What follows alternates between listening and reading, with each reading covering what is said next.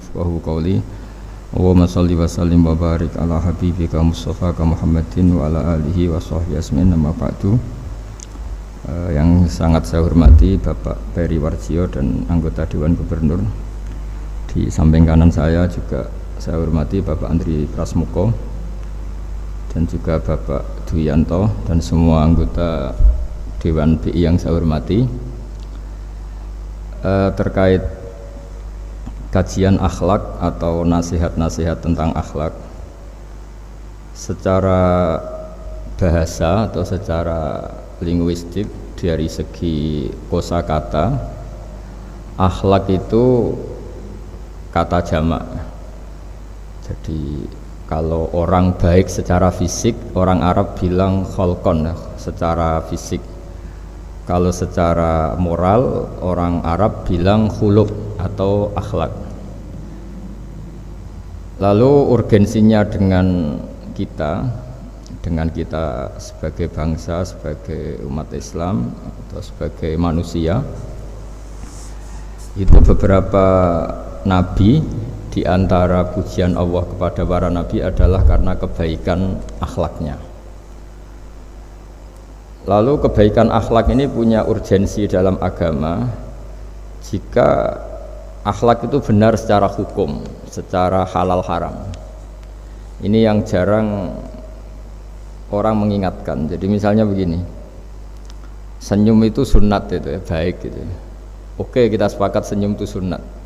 Tapi para penipu itu juga senyum, karena kalau tidak senyum itu tidak bisa nipu gitu. Mungkin wanita nakal ya juga senyum. Orang-orang bisnis yang bodong biasanya cara ngerayu juga pakai senyum. Maka senyum ini berstatus nilai ibadah setelah kepastian target itu halal atau dalam konteks sesuatu yang disahkan agama. Sekali ndak, maka yang menjadi tidak halal. Ya, tadi senyumnya orang yang mau nipu, senyumnya lembaga-lembaga atau apa yang bodong atau apa sajalah. Nah, ini yang jarang orang mengkaji. Maka sebelum mengkaji tentang akhlak itu penting, itu dikaji dulu status halal haramnya. Ya kayak tadi misalnya senyum itu sunat, senyum itu ibadah, kata Rasulullah tasaddaqu walau bitalqati wajhin, bersedekahlah meskipun hanya dengan senyum. Itu setelah ada kepastian status apa? Halal. Tapi jika orang itu mau nipu itu juga pasti senyum gitu. Orang yang mau menggoda lelaki juga pasti senyum, lelaki yang goda perempuan juga senyum, dan kadang konteksnya tidak dalam hal-hal yang dibenarkan syara. Sehingga kepastian halal haram ini nomor satu. Terus kedua, akhlak ini yang menurut disiplin fikih, ini memang agak jelimet ya, tapi nanti Anda mudah memahami. Akhlak, misalnya ekspresi senyum atau ceria, itu dianggap sunat. Kalau dalam fikih dianggap sunat. Sunat itu ya tidak sampai wajib. Tapi ada konteks tertentu yang sunat ini menjadi wajib. Misalnya kita sebagai dai ya, sebagai ustadz itu, orang-orang yang nakal ini bawaannya senyum, ramah itu. Tapi kita yang ustadz ini bawaannya merengut, cemberut, sehingga kecenderungan orang itu ngidolakan yang nakal wali wasallam. Nah, ini penting saya jelaskan supaya orang itu bicara akhlak. Akhlak itu tadi sudah saya katakan, senyum itu baik, ramah itu baik. Tapi setelah status hukumnya itu halal gitu, ya. Jadi kalau sebelum status hukum itu halal, ini ya ramahnya menjadi tidak baik. Misalnya kamu punya istri cantik, kemudian dia ramah sama lelaki siapapun, kamu kan pusing. Terus alasannya ramah itu baik. Makanya di Quran diingatkan fala takhdu'na bil qawli fayatma'alladzi fi qalbihi marad. Orang-orang solihah, orang-orang yang afifah, wanita-wanita terhormat, jangan terlalu ramah sama lelaki lain, karena lelaki lain yang kamu ramahin, kalau kebetulan dia ada orang baik, pikiran ramah kamu ini ditafsirkan yang macam-macam. Ya, jadi ini karena saya sebagai kiai memang menekuni fikih, sehingga sebelum bicara jauh tentang hukum moral itu pastikan dulu status halal haramnya, baru ada numpang hukum akhlak.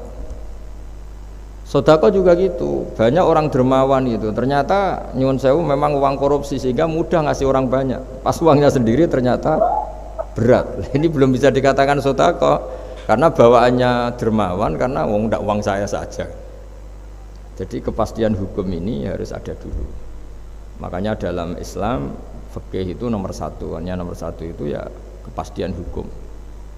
Baru di level aplikasi hukum itu penerapannya, tatbikinya kalau dalam bahasa Arab butuh akhlak.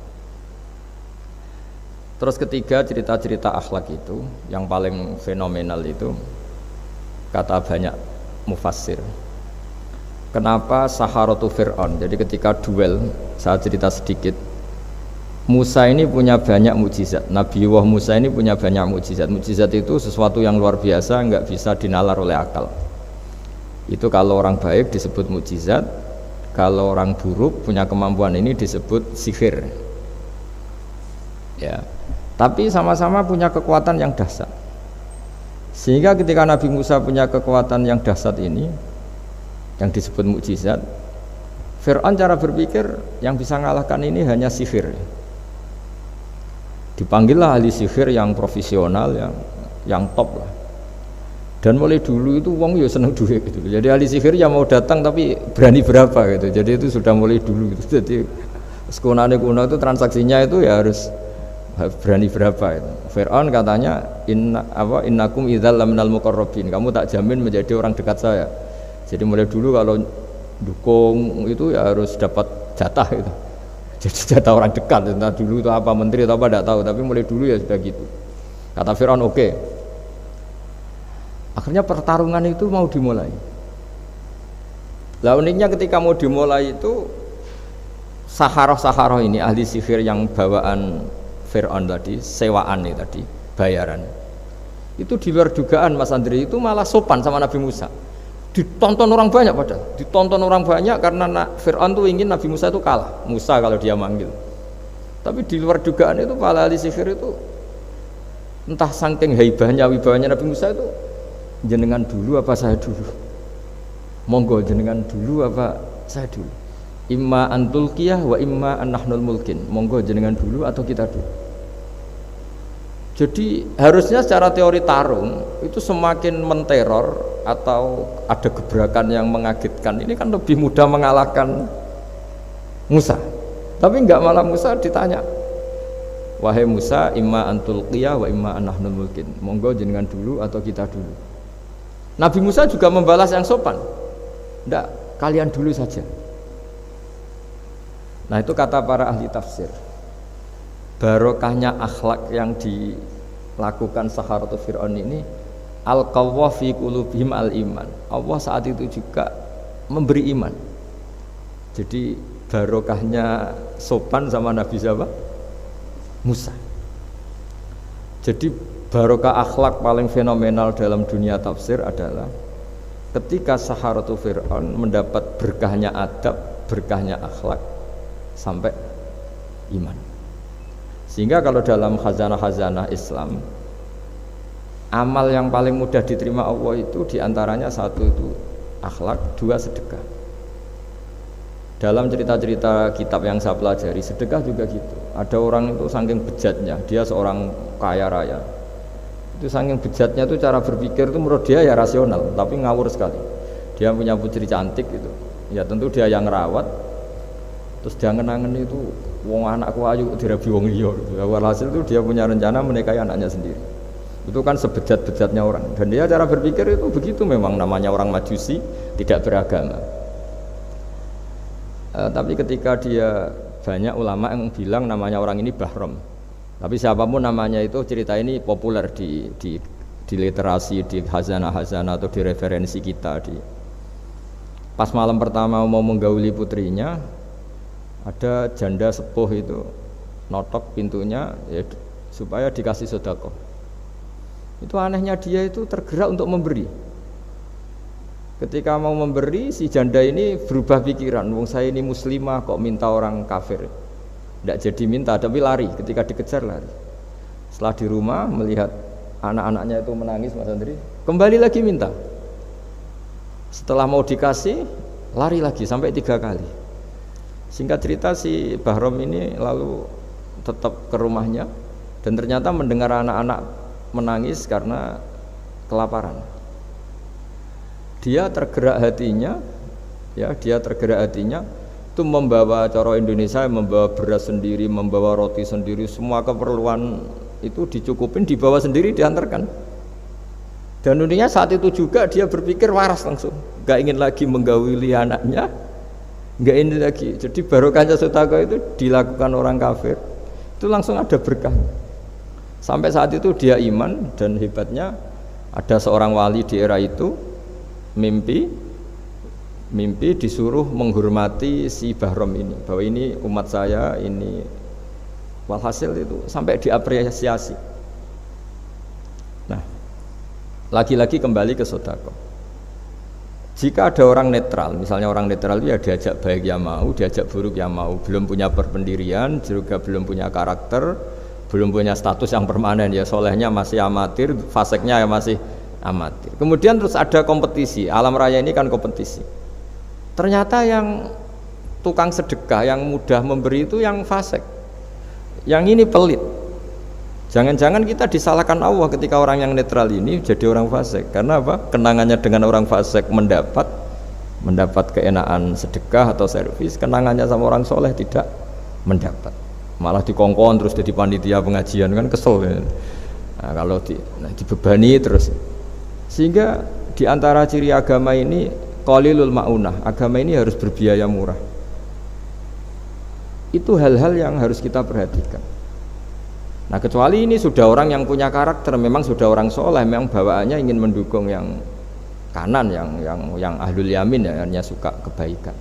Ini kan kita bicara orang yang belum punya karakter. Kalau yang soleh kan karuan, dirayu yang ini sudah tidak mau, meskipun yang ini ngel-ngelo terus tetap nggak masalah yang kanan ini. Nah, ketika kita ngelola anak Mas Andri ini, Mas Dwi ya, ini karena yang ada jadi saya pakai contoh. Saya punya kenangan dalam hal ini tuh sangat miris ya. Ada orang sepuh soleh, cerita anaknya itu sekarang kerja di Jakarta tidak sholat, padahal itu ya orang soleh, orang baik. Dan dia kenapa datang ke saya? Karena minta maaf dulu pernah dengan tanda ketik pernah menyalahkan bapak saya, menyalahkan kiai-kiai yang lunak. Bapak saya dulu ya di dalam ada TV, ya ada sepeda motor, ya umumnya orang. Ternyata kasusnya itu sederhana Mas Andri. Anaknya kiai ini, orang soleh lah, itu karena saking ketatnya itu di rumah nggak ada TV, juga nggak ada motor. Sehingga kenangan pertama lihat TV ya diservis orang yang nyuwun sewu tidak sholat. Kenangan pertama pakai motor ya dipinjemin orang yang nggak sholat. Sehingga bawaannya dia punya utang jasa sama orang yang tidak baik lah gitu. Akhirnya ini nggak jadi idola, orang tuanya meskipun soleh nggak jadi idola. Dan orang tuanya itu nggak punya TV supaya waktunya nggak habis untuk nonton TV, nggak punya motor biar nggak keluyuran. Niatnya baik, sangat baik. Tapi karena terus ini itu tadi kembali ke tadi al insan abdul ihsan, manusia itu budaknya kebaikan. Kenangannya lihat TV ya sama orang yang nggak bener ini. Kenangannya pakai motor ya pakai. Akhirnya ikut merantau ini ke Jakarta. Singkat cerita terus akhirnya dia katut temannya yang nggak sholat. Nah, ini yang di sini jika kamu mengelola agama ini secara tidak simpatik, lanfaddu min khaliq, pasti orang itu bubar. Nah, singkat cerita terus karena dia mungkin orang soleh ya, tetap doanya didengar Allah. Dia nangis-nangis berdoa di depan Allah, terus minta maaf sama kiai-kiai yang pernah disalahkan, yang terlalu longgar sama anaknya. Karena bapak saya termasuk orang yang longgar. Mbah Mun saya tahu di dalamnya ya ada TV, ada motor, umumnya anaknya difasilitasi. Lalah anaknya itu terus diparingi Allah tobat kembali, terus dia menservis anaknya dengan umumnya orang. Jadi yang bahaya itu bukan tidak ada TV-nya, tapi kenangan pertama tahu TV ini. Bagi anak yang nggak pernah lihat TV itu kan diberi hal lihat TV itu spesial. Sama bagi anak yang sama sekali nggak ada motor itu kan dikasih pinjaman motor itu kan spesial. Jadi kesimpulan dari ngaji akhlak ini harus dikawal supaya mengawal kebaikan. Jangan sampai anak kita, keluarga kita punya utang jasa sama orang yang nggak benar sehingga dia ngidolakannya orang yang nggak. Ya tadi misalnya kadang-kadang orang nggak benar itu ketemu temannya ngopi-ngopi beres. Yang ini kita sebagai orang tuanya mau ngopi saja tanya, jam segini kok ngopi? Apa saja salah. Jadi bawaannya di rumah disalahin, bawaannya di luar dibebasin. Akhirnya kenangannya kan ini buruk. Nah, ini hal-hal seperti ini yang kita harus hati-hati lah ngelola kebenaran. Makanya ada cerita di kitab Risalah Qusyariyah, juga diulang lagi di Ihya. Ada orang Majusi, ya bayangkan dulu itu kan padang pasir, di jalan nggak ada air, juga nggak ada warung, Mas Andri, juga nggak ada ATM. Jadi bayangkan dulu. Jadi cerita ini harus dibayangkan dulu. Kalau sekarang kan nggak kebayang ada orang kelaparan di perjalanan. Makanya dulu tuh hukumnya ekstrim. Siapa yang iman billah wal yaumil akhir harus memuliakan tamunya. Dulu tuh ukuran memuliakan tamu itu nomor satu ya dikasih makan. Sehingga kalau ada tamu dari jauh, Nabi itu kalau nggak bisa ngasih makan dilelang. Siapa sahabatku yang bisa ngasih makan, karena orang itu sekali mertamu ya memang kelaparan betul. Perjalanan 2 hari nggak ada warung, nggak ada ATM, nggak bisa mampir ke kantor cabang minta fasilitas kan nggak bisa. Kalau pejabat kan bisa, dari Jakarta mampir Semarang mampir Kragen bisa. Singkat cerita dilelang sama dia, siapa yang bisa. Masyhur kan cerita itu, ada orang yang sebetulnya miskin, saya ya Rasulullah, ternyata yang dikasihkan itu makanan jatah apa? Anaknya, kan masyhur cerita itu. Kata dia pulang, terus lampunya pura-pura dimatikan, terus anaknya disuruh menidurkan, terus dia pura-pura nemani makan, padahal hakikatnya yang makan itu hanya tamunya. Saat itu juga Allah menurunkan wahyu kepada Rasulullah SAW. Allah memuji perilaku sahabat ini karena bisa ngasih makan tamu.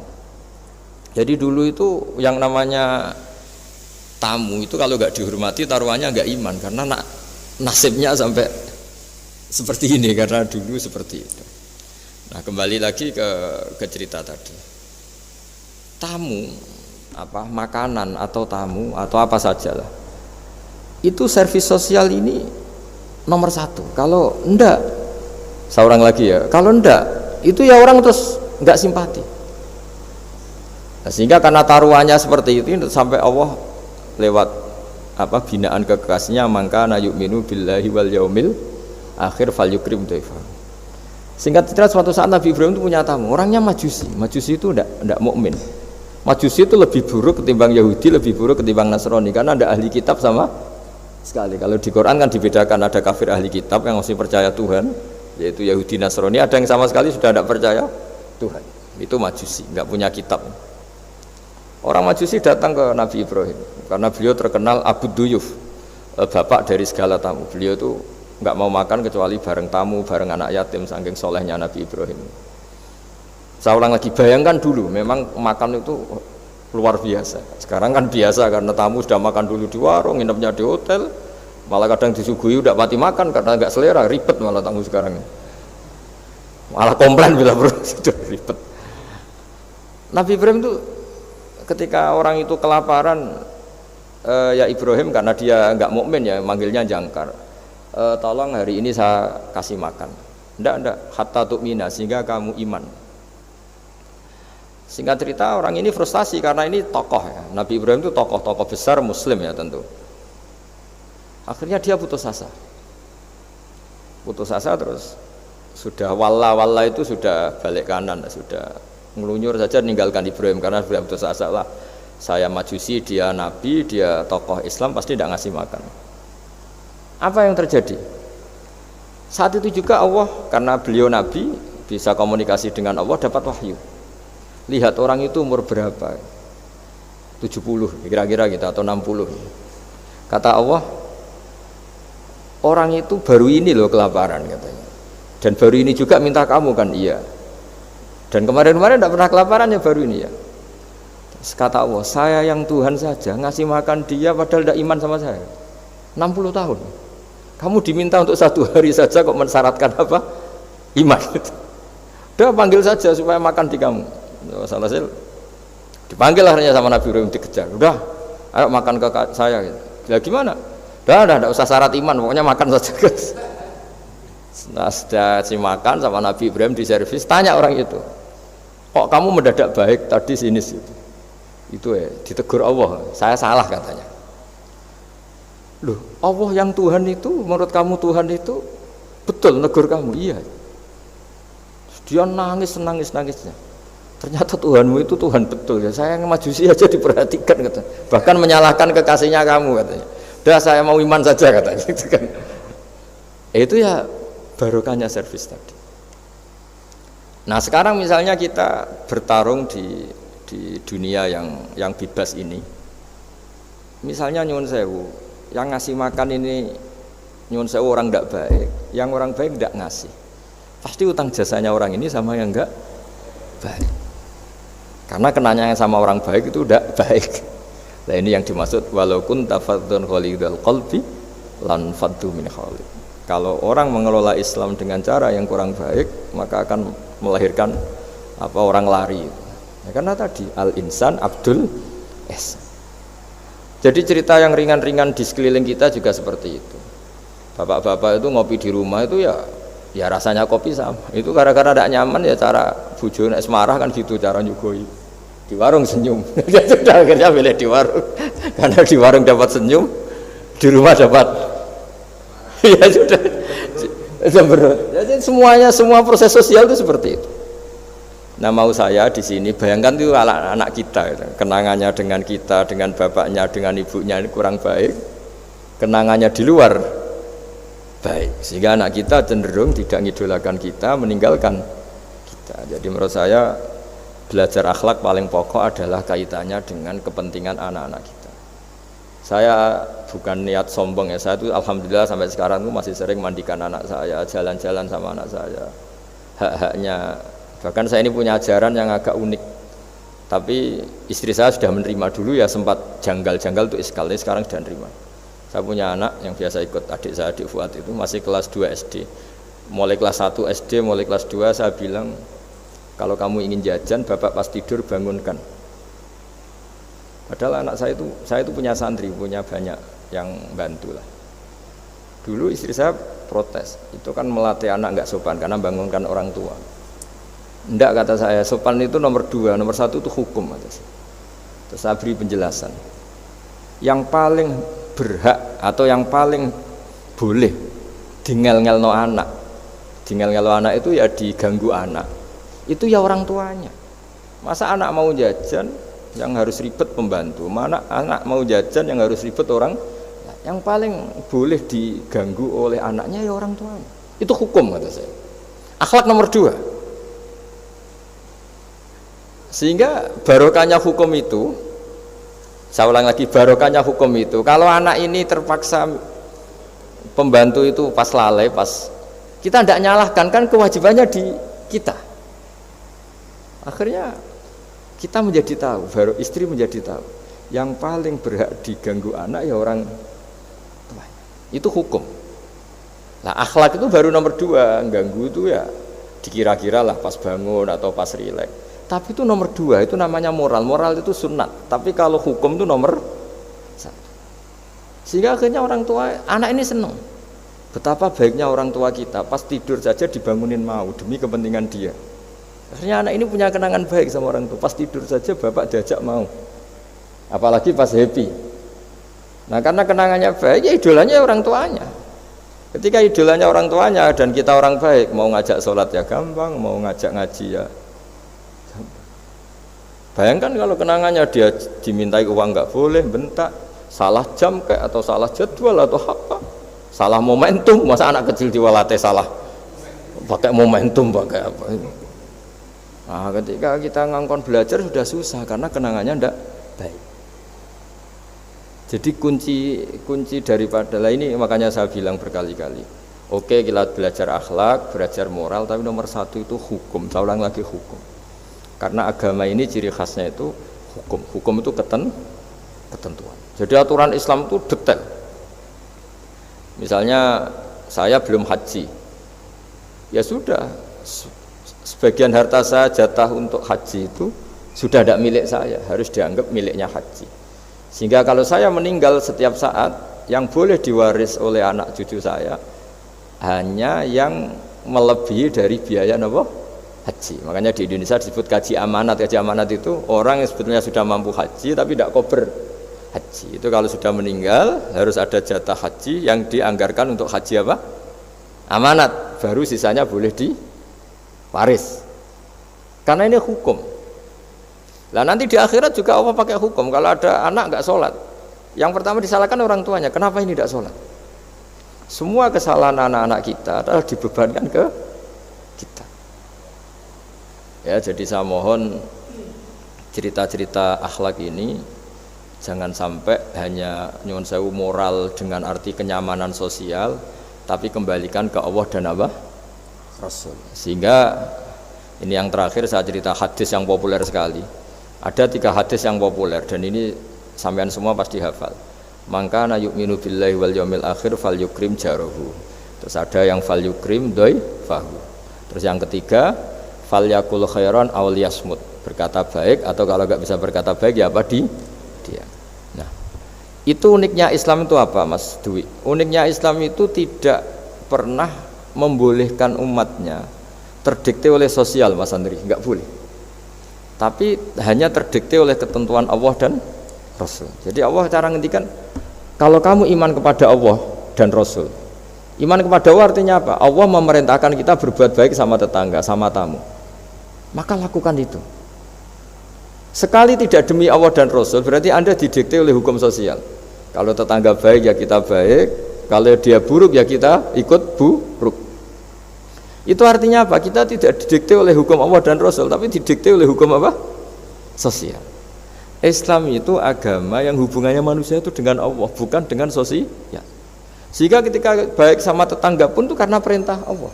Sehingga kalau suatu saat kecewa tetangga kita itu kurang ajar misalnya, ya kita tetap nyaman saja karena kita baik itu atas perintah Allah. Makanya masyhur di kalangan ahli hadis ada dawuh Nabi, la takunu imma'atan taquluna in ahsanan nas ahsanna wa in dzalamuna dzalamna. Kamu jangan jadi orang yang didikte sosial, kalau orang baik kamu baik, kalau orang buruk kamu ikut buruk. Itu namanya orang yang enggak punya prinsip. Tapi walakin wattinu anfusakum, kata Rasulullah, kuatkan prinsip kamu, jika manusia baik kamu akan baik, dan manusia ketika buruk kamu pun tetap ingin baik. Nah, dengan demikian itu berarti kebaikan kamu itu atas perintahnya Allah dan Rasul, bukan atas nama sosial. Sehingga misalnya ada orang birrul walidain, ibunya bawaannya cerewet, mbahnya cerewet, ya tetap baik. Tapi kalau kamu didikte sosial, sekali ibu kamu bawel, dah malas lah ketemu ibu bawel. Nah, ini berarti kamu belum didikte Allah dan Rasul, tapi didikte itu hukum apa? Sosial. Sehingga untuk menutup mauidhah ini, saya sering cerita di mana-mana di kitab Ihya itu ada cerita, ada seorang pemuda yang kurang ajar sekali itu. Ada kiai dipanggil, Pak Yai silahkan ke rumah saya. Ya kira-kira cara sekarang mungkin 500 meter datang. Setelah sampai depan rumahnya, sudah Pak Yai saya tidak punya kebutuhan sama kamu. Itu kiainya senyum, rileks. Setelah sampai rumahnya dipanggil lagi, Pak Yai mohon ke rumah saya. Terus kiainya ke situ lagi asik kan.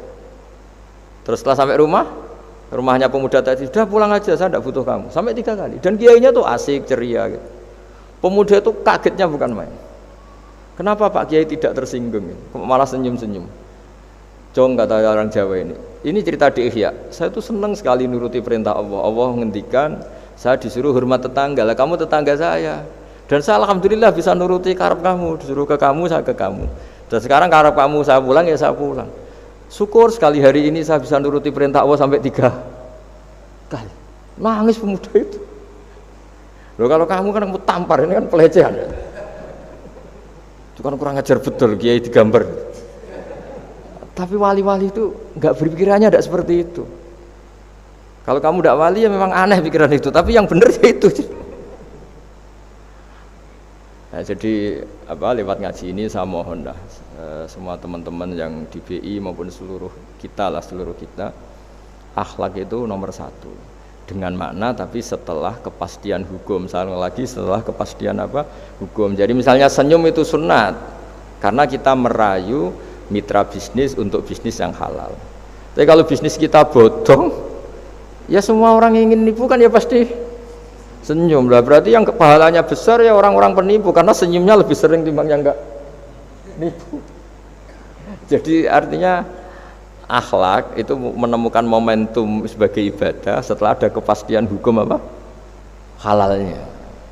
Tapi kalau nggak ada kepastian hukum halalnya, ya ini senyum itu dievaluasi tadi. Misalnya orang ngerayu juga harus senyum, orang nipu juga harus senyum. Ini yang mungkin banyak diabaikan. Saya kira demikian dan mohon maaf karena sebetulnya kalau andekan tadi jalannya normal mungkin saya agak terlambat, itu kan banyak lubang-lubang karena apa? Itu biasanya kan karena hujan ya. Tapi ya saya suka tetap terlambat biar keren pernah nunggu kiai. Jadi kalau dalam teori agama itu sama kok. Sholat, Nabi itu pernah sholat isya itu setengah tiga dini hari. Sahabat biasanya kan beliau suka awal waktu. Terus ketika sahabat tanya kata Nabi, malam ini spesial karena kamu lama sekali nunggu apa? Sholat. Enggak semua orang loh, malam ini bisa menunggu apa? Sholat.